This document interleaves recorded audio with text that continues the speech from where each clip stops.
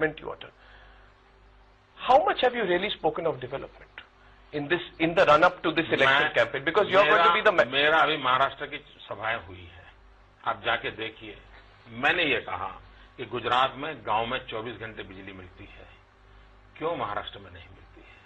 मैंने जाकर के कहा कि एनडीए की सरकार ने रिवर ग्रिड का प्रोजेक्ट रखा था, देश में उसको बंद कर दिया गया। गुजरात अकेला राज्य है जिसने 20 नदियों को जोड़ने का काम किया, और उसका नतीजा ये है कि आज मेरी साबरमती नदी जो 10 साल से सूखी पड़ी थी, वहां नर्मदा का पानी बह रहा है। हमारे यहाँ सरस्वती नदी जिसके अंदर पानी नहीं था, आज उसमें नर्मदा का पानी बह रहा है।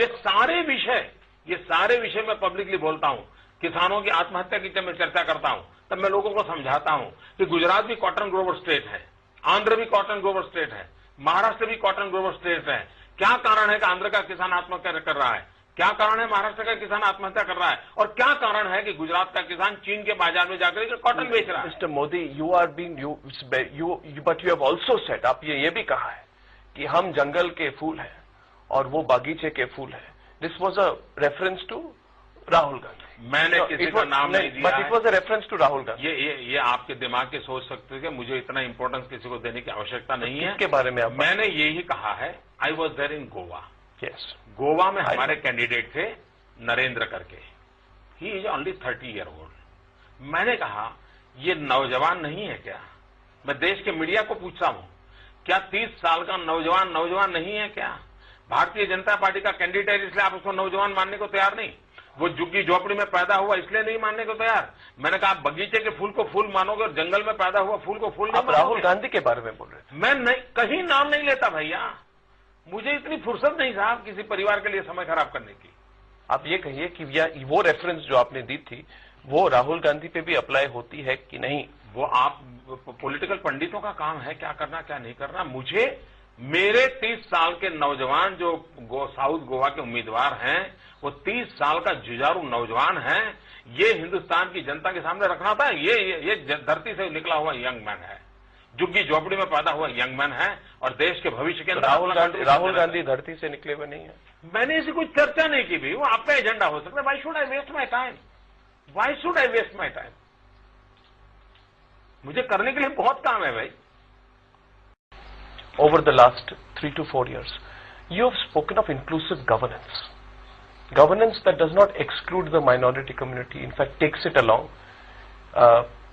at every step. Mr. Modi, however, there are some who believe that Mr. Narendra Modi's governance is inclusive, but his politics is not. I want you to clarify that position.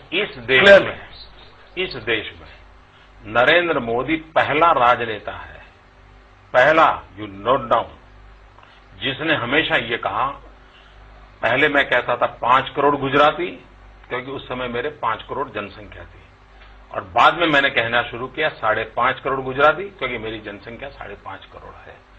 बाकी देश के सारे राजनेता या तो जाति पर बोलते हैं या संप्रदाय पर। इस देश का दुर्भाग्य है कि लाल किले पर से भी प्रधानमंत्री जब भाषण करते हैं तब उन्होंने सिंपल बोलना चाहिए कि मेरे देशवासियों, ऐसा नहीं बोलते हैं। क्या बोलते हैं? हिंदू, मुस्लिम, सिख, ईसाई।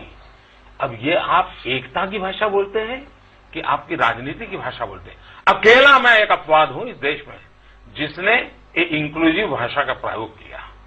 मैं किसी चीज में जाति धर्म आधार पर सरकार चलाने के पक्षकार नहीं हूं, और हिंदुस्तान ने सिद्ध कर दिया है। और आपकी टीवी चैनल को तो मैं आग्रह करता हूं कि आपकी कोई अच्छी एक्सपर्ट स्टडी करने वाली टीम को बिठाइए।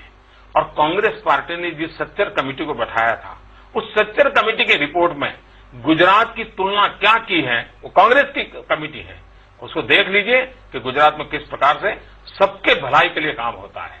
और हमारा तो मंत्र है, मेरी पार्टी का मंत्र है, justice to all, appeasement to none. न्याय सबका होना चाहिए, खुशामद किसी की नहीं होनी चाहिए, तभी तो देश चलेगा। हम टुकड़ों में देश को बांटेंगे तो इससे बड़ा देश का कोई नुकसान नहीं होने वाला है। लेकिन ये देश का दुर्भाग्य है कि doctor Manmohan Singh ji, national development council की मीटिंग सबसे बड़ी मुख्य मीटिंग रहती है, सभी चीफ मिनिस्टर बैठे हैं, भारत सरकार के कैबिनेट मंत्री बैठे हैं, ऑल IAS IPS अफसर बैठे हैं, और उसमें देश के प्रधानमंत्री डॉक्टर मनमोहन सिंह कहते हैं कि हिंदुस्तान की संपत्ति पर पहला अधिकार मुसलमान का है। अच्छा होता देश के प्रधानमंत्री ने यह कहा होता कि हिंदुस्तान की संपत्ति पर पहला अधिकार गरीबों का होता है, और जब गरीबों का कहे कोई संप्रदाय नहीं, उसमें गलत, यही तो इंक्लूसिव है। उसमें गलत है, वो पॉजिटिव डिस्क्रिमिनेशन की बात कह रहे हैं कि if a community is left behind you give it special treatment. आपको क्यों कारण उनकी पक्ष में आपको बोलना पड़ रहा है मुझे समझ नहीं आ रहा है, लेकिन प्रधानमंत्री का ये कहने के बजाय वो कह सकते थे कि भाई देश की संपत्ति पर पहला अधिकार गरीबों का है। हम हैं जो कहते हैं कि देश की संपत्ति पर सबसे पहला अधिकार दरिद्र नारायण का होना चाहिए, गरीब का होना चाहिए। महात्मा गांधी भी वही कह के गए हैं कि समाज के आखिरी छोर पर बैठे हुए लोग हैं, उनकी भलाई का काम करना चाहिए। मेरे गुजरात के अंदर गर्ल चाइल्ड एजुकेशन का मैंने एक अभियान चलाया। मेरे यहाँ गर्ल चाइल्ड एजुकेशन में कुछ कमियां मुझे महसूस हुई, और आज 100% लड़कियों को स्कूल में ले जा रहा हूं, 100% अचीवमेंट किया है। ये कौन बच्चियां हैं? क्या ये इंक्लूसिव नहीं है?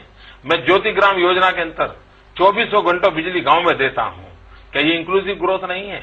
मैं हर गांव को पीने का पानी देता हूं, क्या इंक्लूसिव ग्रोथ नहीं है? मैं ब्रॉडबैंड कनेक्टिविटी दी। देखिए, अभी कांग्रेस के यूपीए सरकार ने ब्रॉडबैंड कनेक्टिविटी देंगे ऐसा मैनिफेस्टो दिया, लेकिन गुजरात इज ए स्टेट जिसने हिंदुस्तान में पहली बार, पूरे एशिया में नहीं दुनिया के अंदर, we are the first state in the world जिसने ब्रॉडबैंड कनेक्टिविटी रूरल एरिया को दी, और गांव की स्कूलों को लॉन्ग डिस्टेंस एजुकेशन से मैं पढ़ा रहा हूं। ये सबके भले के लिए हो रहा है, सबके विकास के लिए हो रहा है।